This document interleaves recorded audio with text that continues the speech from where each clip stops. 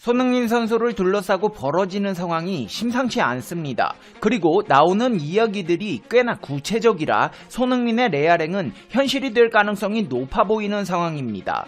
우선 토트넘이 최고 연봉을 약속하며 재계약을 하려 했으나 보류되었습니다. 클럽의 장기적인 재정 상태가 불확실하다는 사실까지 알려지면서 일각에서는 토트넘의 손흥민을 잡기 위한 재계약은 물 건너갔다는 이야기들까지 나오고 있습니다. 이런 와중에 갑자기 레알 마드리드에서 구체적인 이적료 930억까지 제시하며 손흥민 영입에 혈안이 되어 있다는 사실이 알려졌습니다. 페레즈 회장과 지단 감독까지 손흥민의 플레이에 반해버렸다는 외신 보도들이 나오고 있어 일각에서는 손흥민이 아니면 레알의 미래도 없다. 현재 레알에 소속된 아자르의 영입은 사실상 실패다. 머지않은 미래에 다른 팀으로 이적할 것이다. 그 자리를 손흥민이 차지할 것이라는 분석들이 힘을 얻고 있습니다. 실제로 아자르는 레알 마드리드의 7번 공격수입니다. 그만큼 상징적인 위치로 무거운 책임을 가지고 있습니다만 영 시원치 않은 활약을 펼치며 페레즈 회장, 지단 감독은 물론 팬들의 눈밖에 난 상황입니다. 반면 손흥민 선수의 경우 활약이 더해갈수록 레알 마드리드 이적설에 점점 더 힘이 실리고 있습니다. 실제로 슈퍼소니 손흥민 선수는 2021년 시작과 함께 역사적인 기록을 달성하며 대한민국 국민들에게 새해 선물을 전달했습니다. 손흥민 선수는 영국 런던의 토트넘 스타디움에서 열린 리즈 유나이티드와의 프리미어리그 17라운드 홈경기에 선발 출전해 1대0으로 앞선 전반 43분 팀의 추가골을 터뜨렸습니다. 손흥민은 팀 동료 해리 케인이 오른쪽 측면에서 찔러준 패스를 페널티 박스 안에서 원터치 슈팅으로 연결해 골망을 갈랐습니다. 모든 골들이 의미가 있지만 이번 득점의 경우 더욱 특별한 이유가 있습니다. 2015년 8월에 토트넘에 입단한 이래 253경기 만에 기록한 100번째 득점이었습니다. 130년이 넘는 토트넘 구단 역사상 100골을 기록한 선수는 총 18명뿐입니다. 그 가운데 영국이나 아일랜드 국적이 아닌 선수는 손흥민이 처음입니다. 특히나 손흥민의 이번 100번째 득점이 높이 평가받는 이유는 페널티킥이 단 한 골에 그쳤다는 것인데요. 그만큼 손흥민의 득점이 순도가 높다는 것입니다. 무리뉴 감독 또한 칭찬을 아끼지 않았는데요. 무리뉴 감독은 손흥민은 페널티킥을 제외한 잉글랜드 프리미어리그 득점 랭킹으로 탑3 안에 들 것이다. 실제 손흥민의 토트넘 100골 중 페널티킥은 단 한 골이 전부다. 그럼에도 손흥민은 프리미어리그 12골과 함께 시즌 15골을 터뜨렸다. 어떤 선수는 한 시즌에 10골을 페널티킥으로 넣는다. 손흥민의 활약에 정말 만족한다고 목소리를 높였습니다. 이 말은 거짓말이 아닙니다. 이번 시즌 프리미어리그 득점 선두 모하메드 살라는 13골 중 5골을 페널티킥으로 만들었습니다. 득점 2위 손흥민은 페널티킥 득점이 없고 맨체스터 유나이티드의 브루노 페르난데스가 11골 중 5골, 레스터 시티의 제이미 바디가 11골 중 6골을 페널티킥으로 기록했습니다. 모든 골들이 존중받아야 마땅할 소중한 기록들이지만 솔직히 필드골과 페널티킥의 가치는 차이가 날 수밖에 없습니다. 손흥민의 가치는 슈팅 숫자에서도 드러나는데요. 최근 16경기에서 슈팅 28개로 12골을 터뜨렸습니다. 2.3개의 슈팅마다 골이 나왔다는 의미입니다.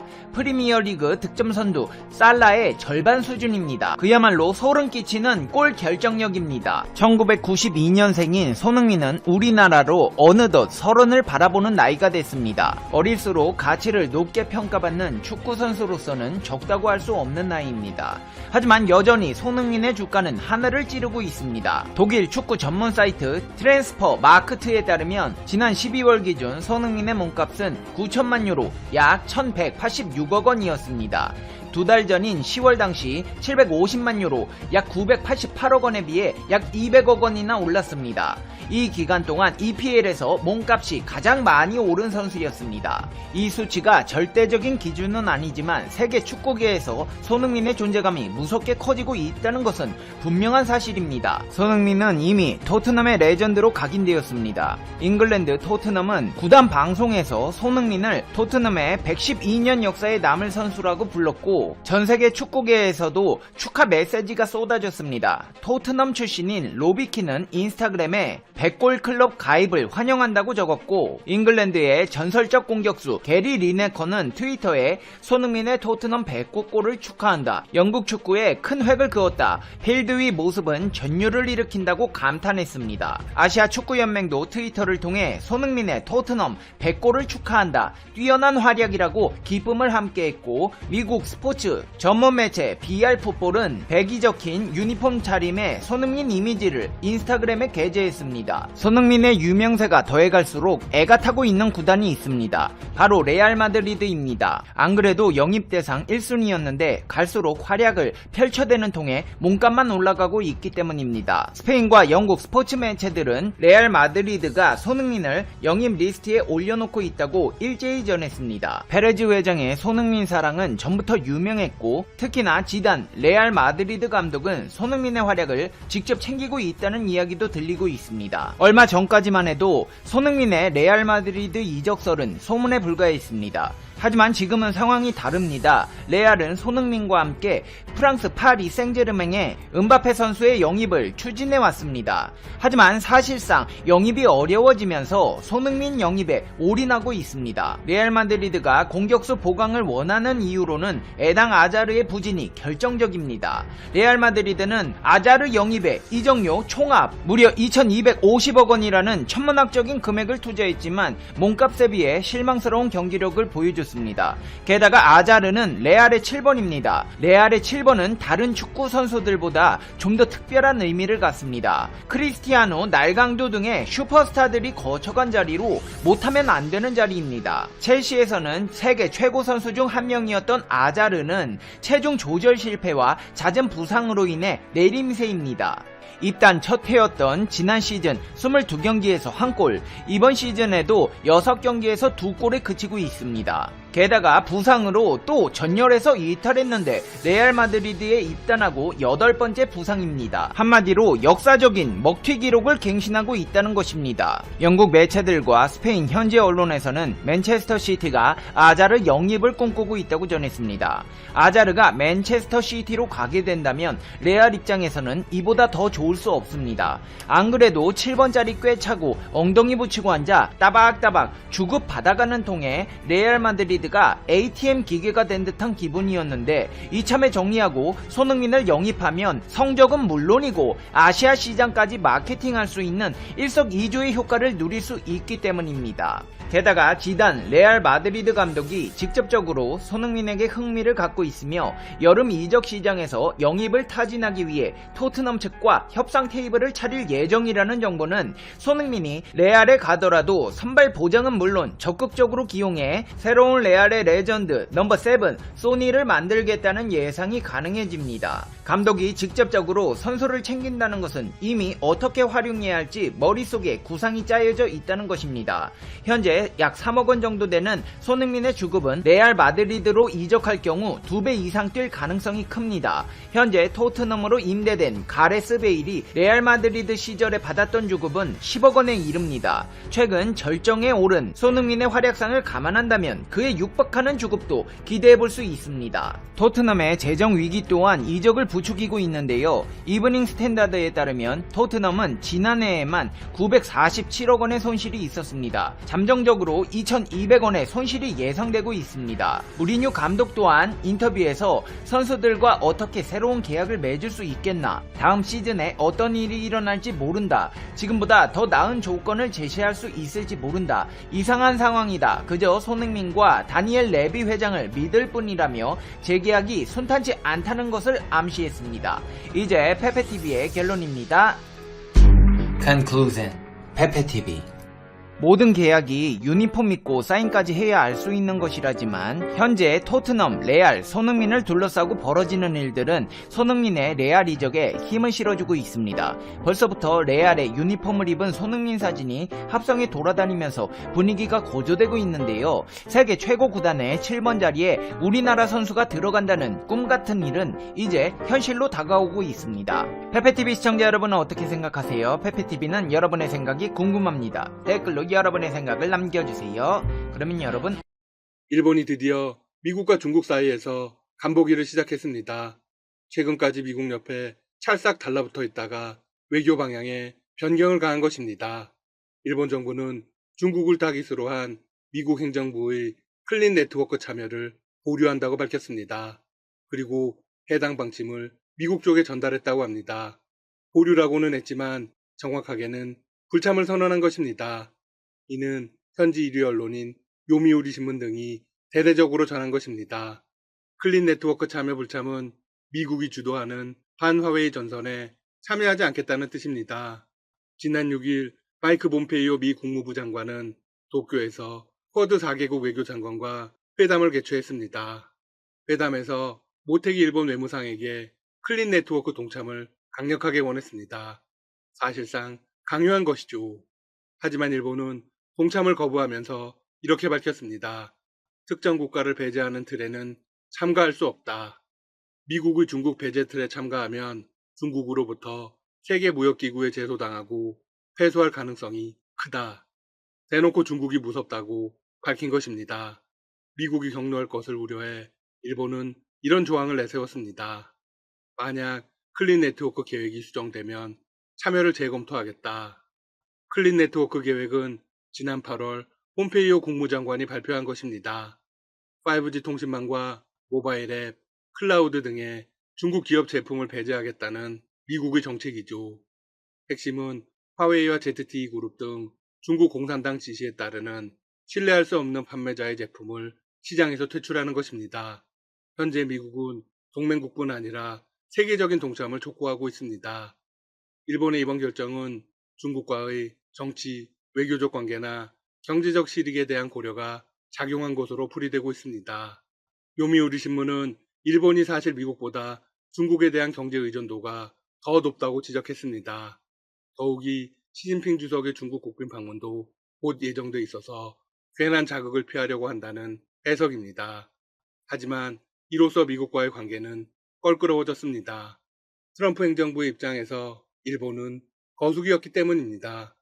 주요 동맹국이라고 생각했던 일본이 반대하면서 반화웨이 전선의 확장에 문제가 생겼습니다. 유럽연합의 경우는 트럼프 대통령을 완벽히 지지하지 않고 있습니다. 미국은 한국에도 클린 네트워크 참가를 요청했습니다. 지난 14일 열린 제5차 한미 고위급 경제협의체에서 중요 의제로 논의됐죠. 당시 외교부 당국자는 이렇게 입장을 밝혔습니다. 5G 클린 네트워크에 대해 미국 쪽이 기존 입장을 제기했고, 우리도 우리 기본 입장을 이야기했다. 구체적으로 우리가 무엇을 배제한다든가 미국이 우리에게 무엇을 배제하라는 협의가 이루어지지는 않았다. 우리는 조금 더 현명하게 줄타기를 하고 있는 것 같습니다. 사실 미국은 한국의 경우 거수기로 생각하고 있지 않습니다. 이미 한미 방위비 협상에서 한국이 만만치 않다는 걸 알았을 테니까요. 그런데 일본의 노림수는 더 있습니다. 바로 11월 3일에 치러질 미국 대선에 따라서 계획을 달리하겠다는 것입니다. 누가 당선되느냐에 따라서 미 행정부의 대중 전략 역시 변할 것이기 때문입니다. 그런데 일본은 바이든 후보의 당선 쪽으로 더 가닥을 두고 있습니다. 바이든 후보가 당선되더라도 반중 기조는 당분간 유지할 가능성이 높습니다.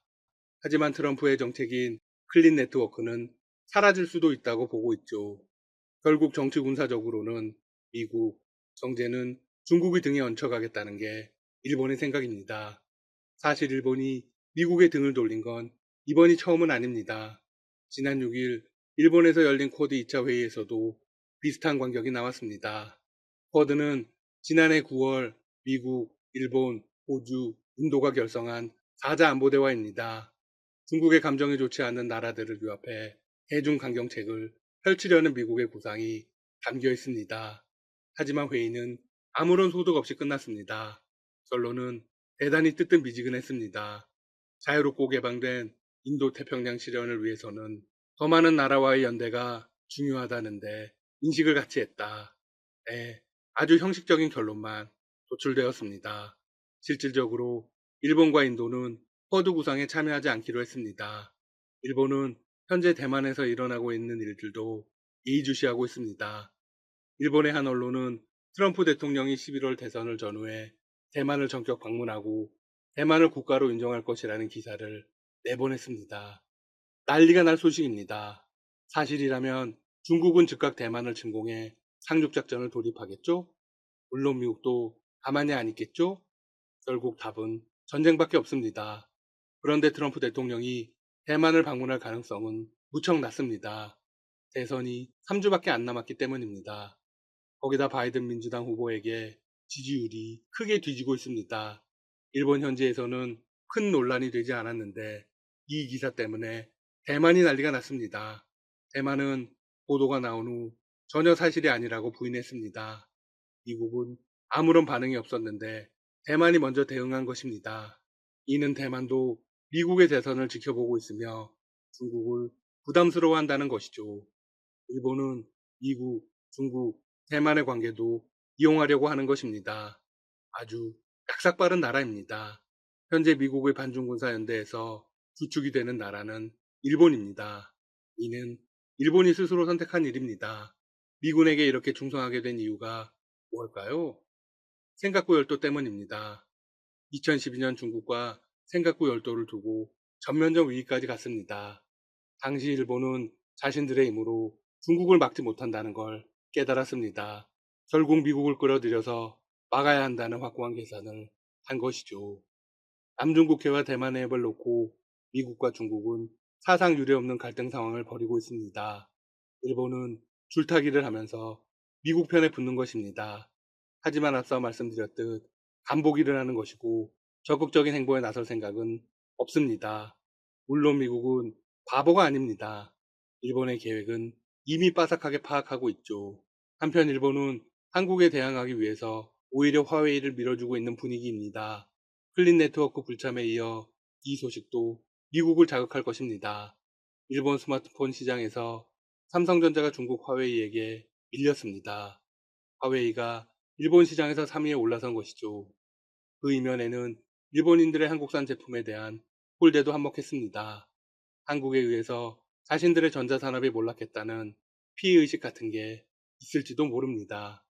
지난 19일 글로벌 시장조사 업체는 삼성전자가 올해 일본 모바일 시장에서 4위로 내려앉았다고 밝혔습니다.